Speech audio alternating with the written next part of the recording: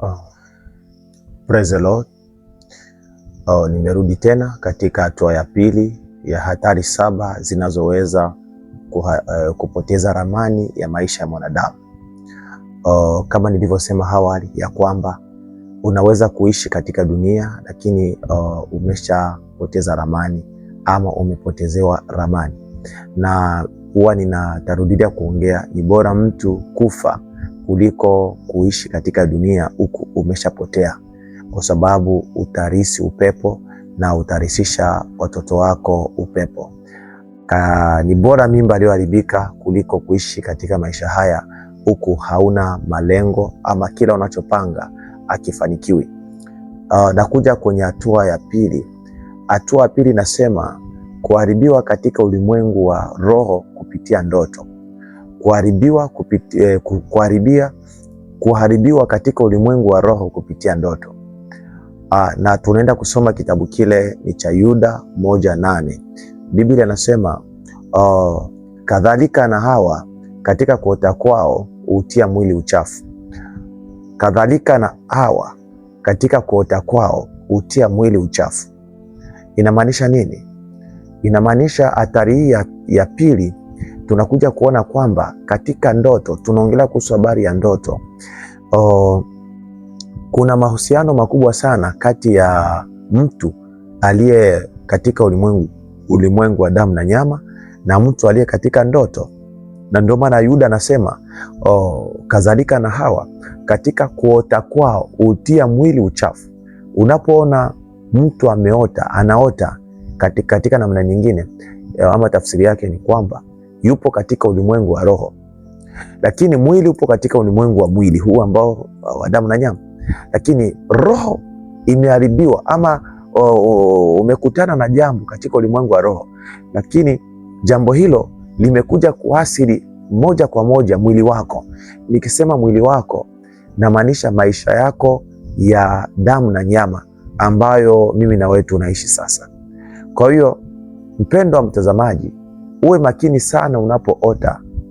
Ni taarifa Mungu amekupa ili uweze kushughulikia hilo tatizo, lakini kuna baadhi ya watu huwa wanasema ni ndoto tu, ni ndoto, lakini ukweli Mungu anatumika kwa asilimia nyingi sana kumfunulia mtu kupitia ndoto.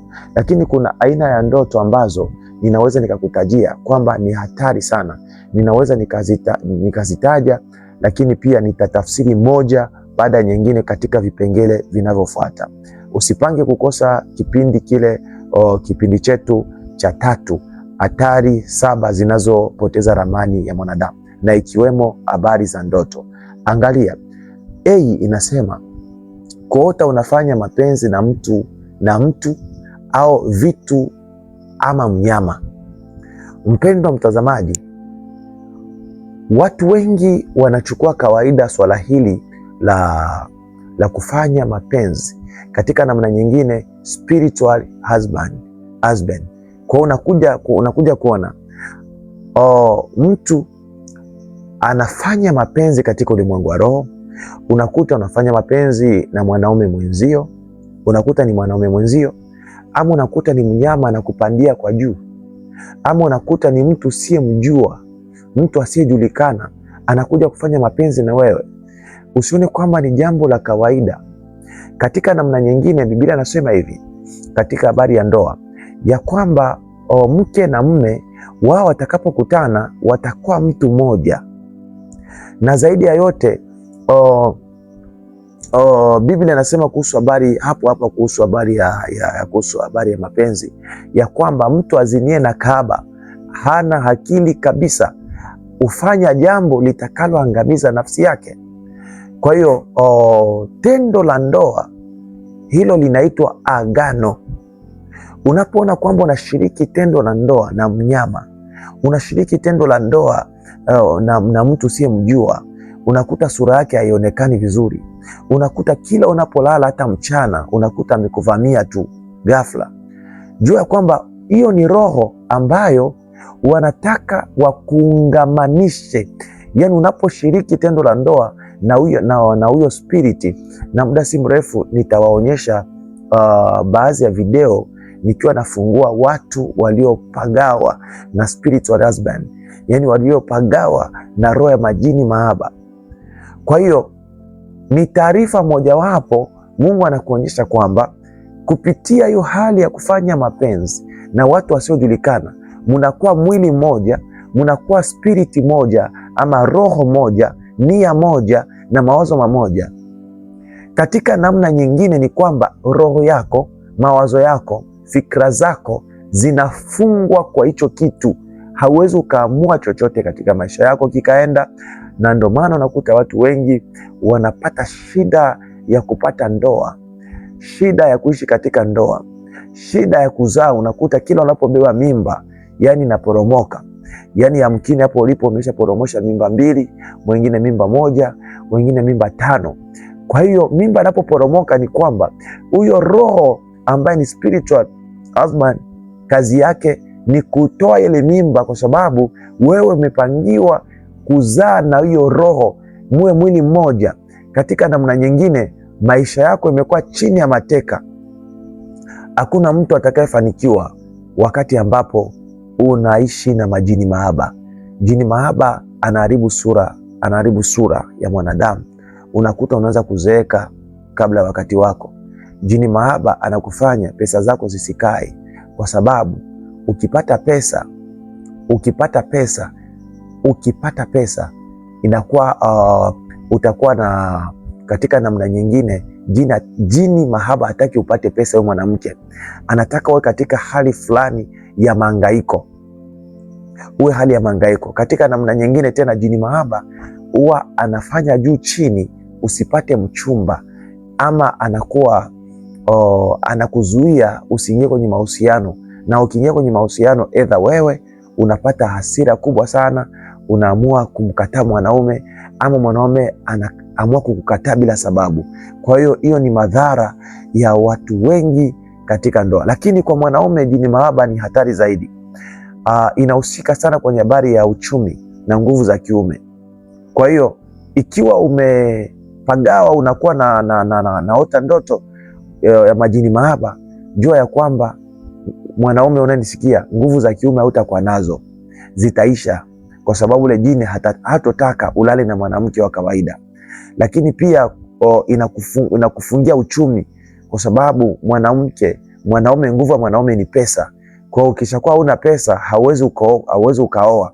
Katika namna nyingine utaendelea kuishi naye. Na jambo la tatu hapa ni kwa mwanamke. Jini mahaba unaweza kuwa upo kwenye ndoa, yani anachokifanya ni kukupotezea hisia ya mume wako. Yani unaishi na mume lakini hauna hisia naye hata kidogo.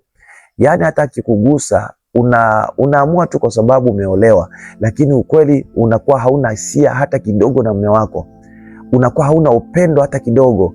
Yani kwanza ukimuona unahisi kama vile kijamaa kimekuja, unaona kama vile ni usumbufu fulani hivi.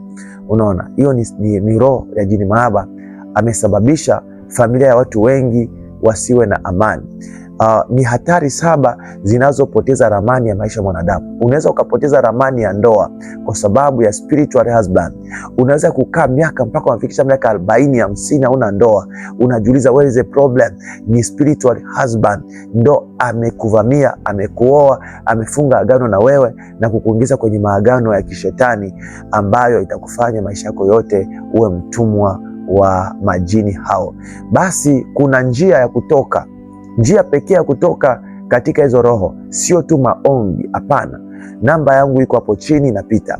Nitakwambia namna gani ya kuachana na hizo roho za spiritual husband.